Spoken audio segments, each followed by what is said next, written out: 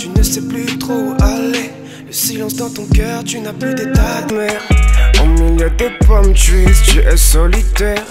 Tu ne veux pas écouter. C'est chaud de se dire que demain je me réveillerai solo avec le cœur devant moi.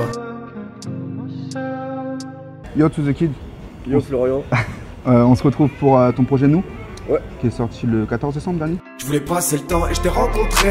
Tous les deux on était déçus, on a même fait semblant de s'attirer. Pour commencer, on va juste parler du nom du projet. Ouais. Parce que je trouve que quand on l'écoute, on comprend relativement pourquoi ce nom de projet. D'accord. Mais je voulais que toi que tu nous expliques comment tu l'as trouvé et pourquoi ce nom qui est simple et en même temps intéressant. Alors en fait, nous le premier sens, ça va être une relation entre moi et une fille en particulier.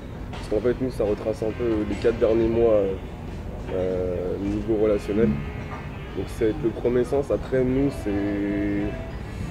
c'est les gens qui m'entourent, les gens proches, que ce soit mon équipe, ma famille, notamment, et puis les gens qui me soutiennent.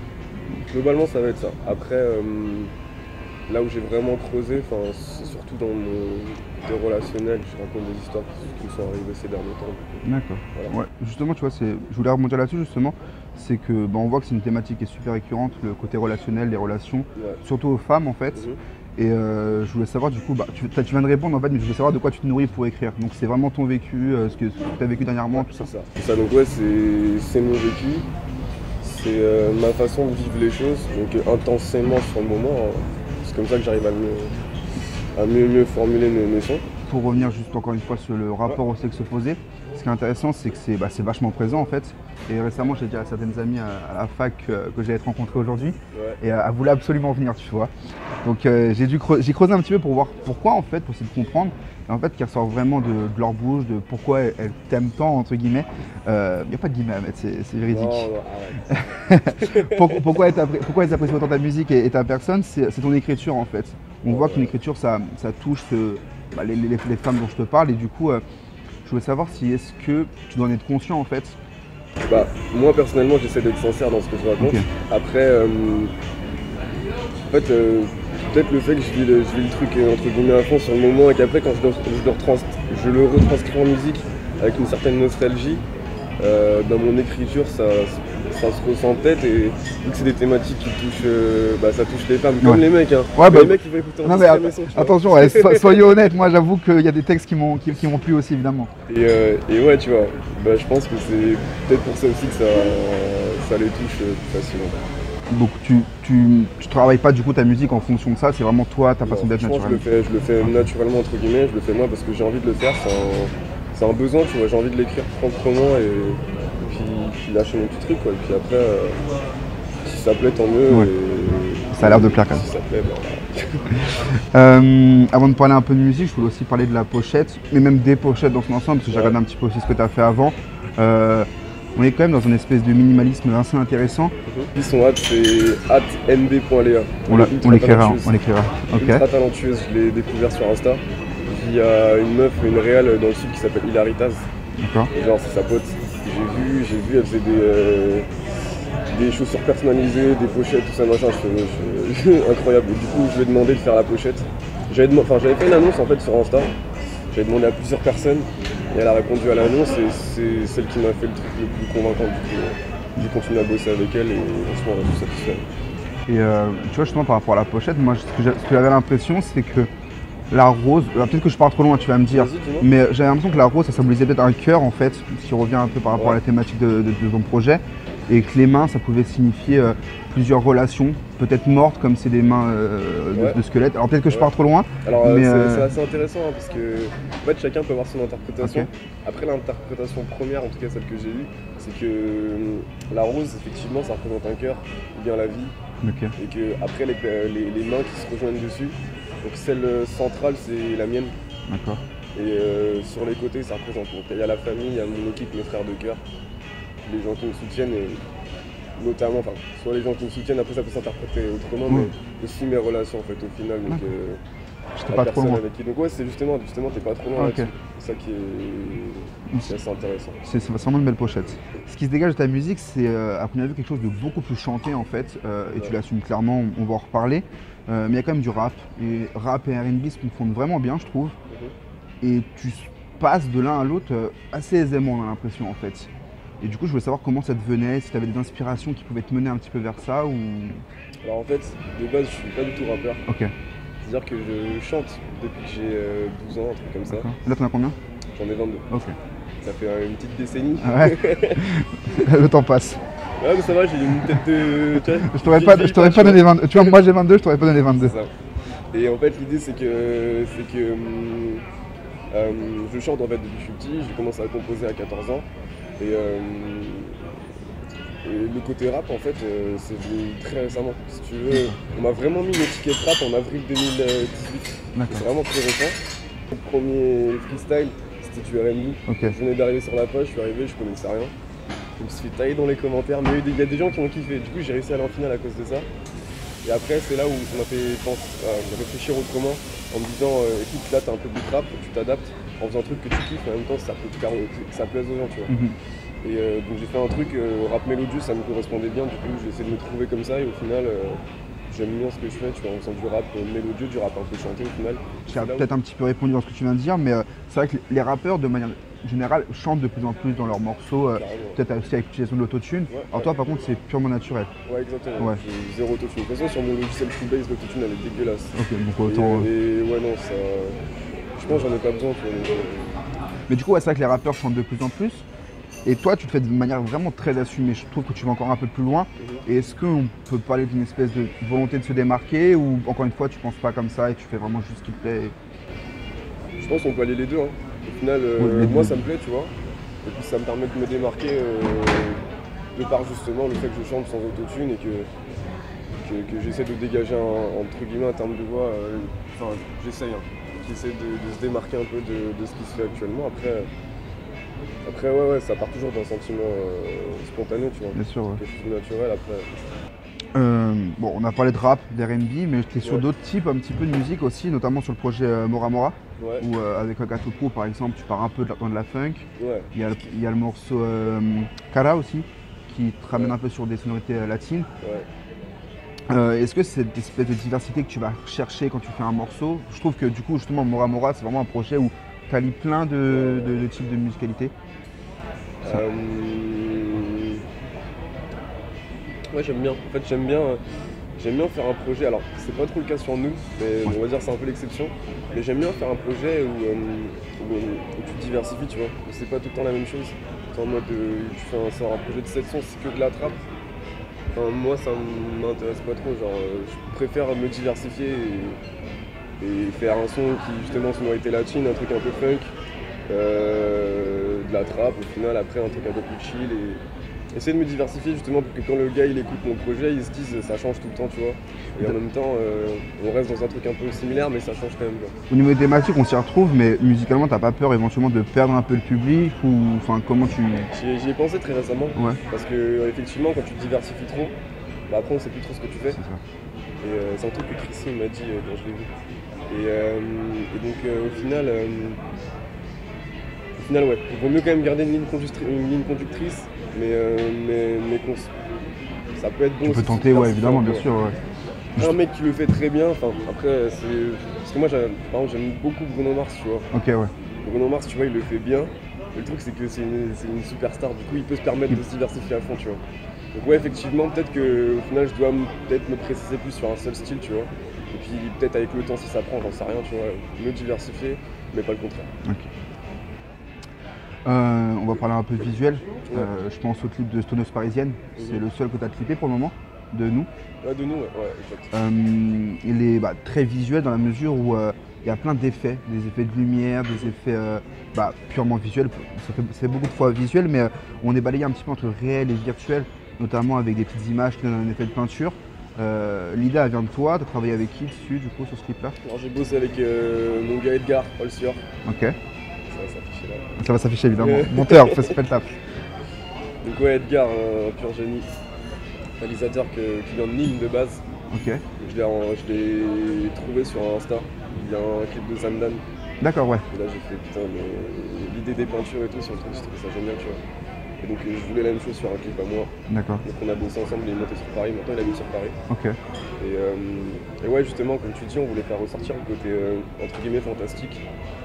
irréel et mêler le côté irréel et réel en fait. Ouais. Donc le fait de mettre des peintures, des effets un peu partout, ça a vachement aidé à donner ce côté-là en fait, ce côté fantastique. C'est l'impression que ça donne justement avec un espèce de petit storytelling, enfin ça se met très bien en fait, je trouve que enfin, c'est un beau clip. Voilà. C'est gentil, merci. C'est avec plaisir. Et mais du coup, est-ce que tu comptes clipper d'autres morceaux du projet ou Ouais. Alors c'est pas sûr. Ok. C'est pas sûr. Ça va avoir une exclu. Mais en tout cas, personnellement, j'aimerais bien clipper Wanderlust. Ok. Parce que. Directement là-bas, ouais. Bah si. oui, vu Forcément, ouais, non, mais ici, là, il y a un autre truc qui est vachement présent avec toi, c'est ta présence sur les réseaux sociaux. J'ai très récemment mis un visage sur ton nom avec le freestyle où tu parles des mecs du 7-7 qui se tapent à l'épée. Laisse-moi rêver. Je suis tellement bien dans mon cockpit. S'ils me veulent du mal, je vais riposter. Je lâcherai la bombe si ça devient hostile. Y'a Mada qui s'est qualifié à la canne. Je fais du son pour la famille à la base. Madame Annie et Monza. T'as rien compris, je t'étais pas en malgache. Peut-être que j'insulte ta mère mais tu sais pas. Mais je suis pas comme toi donc je le ferai pas. Et de toute façon Mada on t'encule en tête à tête. Tu t'échappes le tatac en claquette. Oh, en soirée c'est belle la belle vie. J'ai été piqué personnellement. Et donc c'est vrai que ouais, bah, du coup tu es vachement présent. Et est-ce que c'est important pour toi justement peut-être que l'aspect rap dans ta musique il se retrouve vachement plus sur ce genre de petites vidéos sur Twitter que finalement dans tes projets. Exactement. Et donc du coup c'est important pour toi ça? C'est important pour moi parce que ça lie un côté, une certaine relation aussi avec un petit début public que j'ai, tu vois.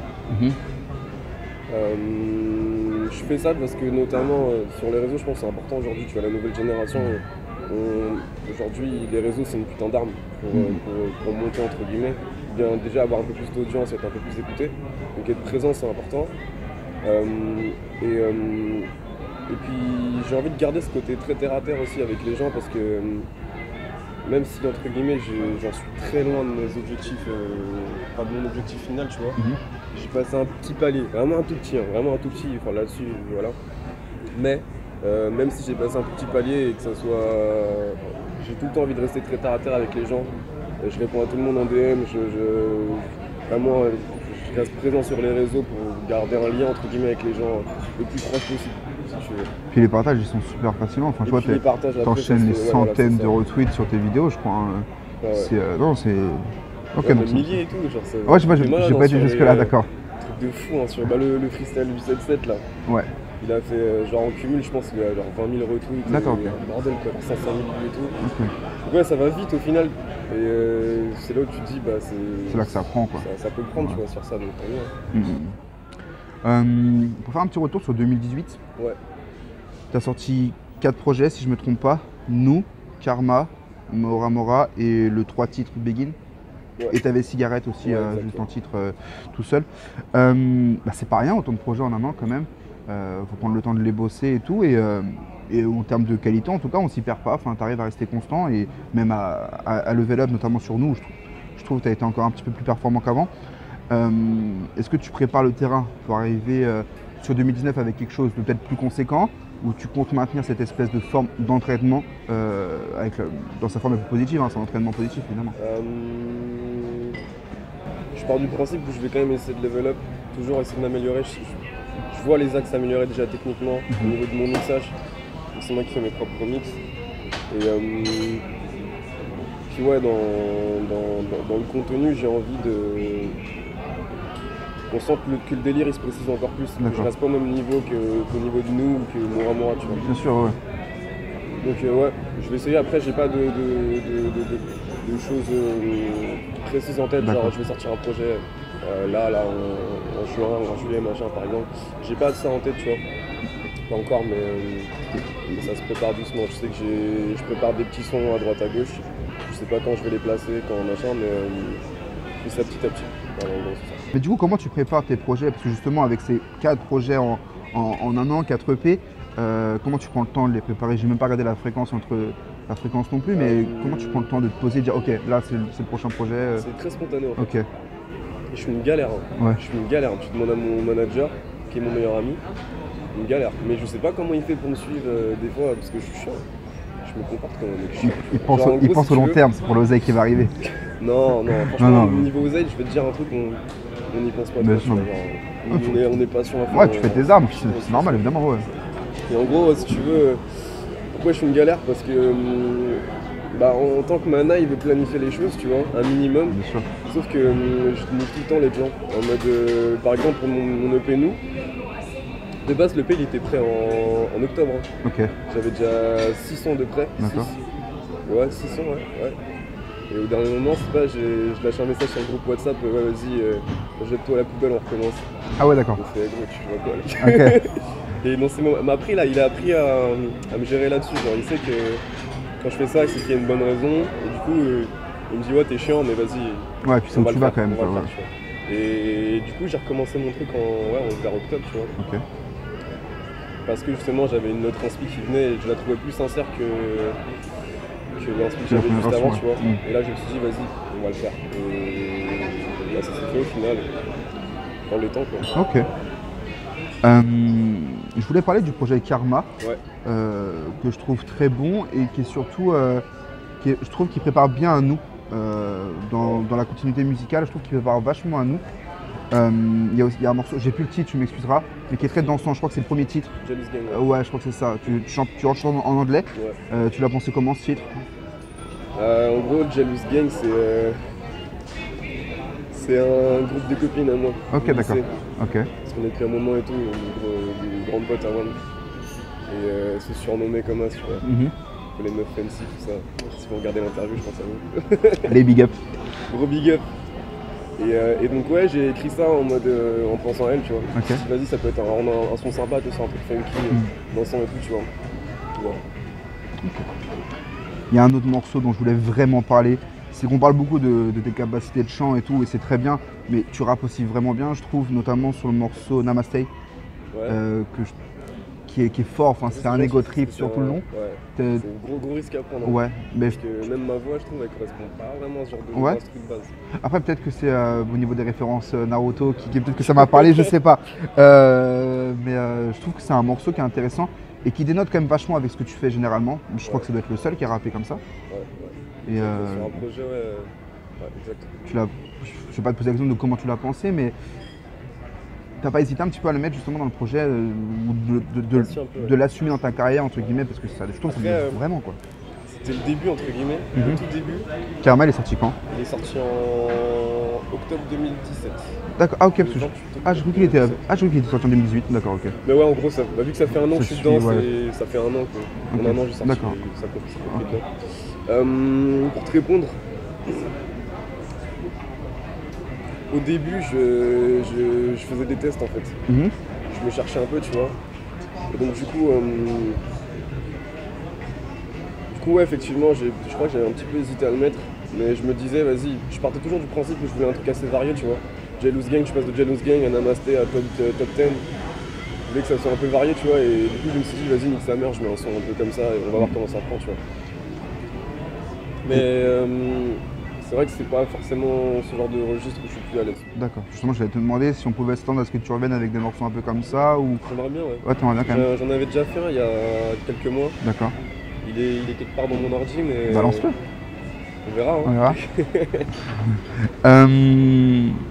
Bah écoute, moi j'ai plus de questions. Est-ce que tu aurais quelque chose à rajouter pour terminer? Quelque chose à rajouter? Un truc habituel quoi, mais. Continuez à me follow hein, sur les réseaux. Je vais essayer Il y a pas mal de choses qui vont se concrétiser là au fur et à mesure. Les freestyles sur Insta ils vont continuer. Puis on va essayer de sortir quelques singles là, histoire de marquer un peu le 2019. Le terrain. Ok, cool. Voilà. Bah écoute, merci, hein. je t'en Merci à prie. toi. Je t'en remercie, merci à toi. Tu sais comment l'oublier, mais baby quand t'es fucked up, regarde-moi dans les yeux pour l'oublier, tes neurones sont tous fucked up, je t'emmènerai loin pour tout.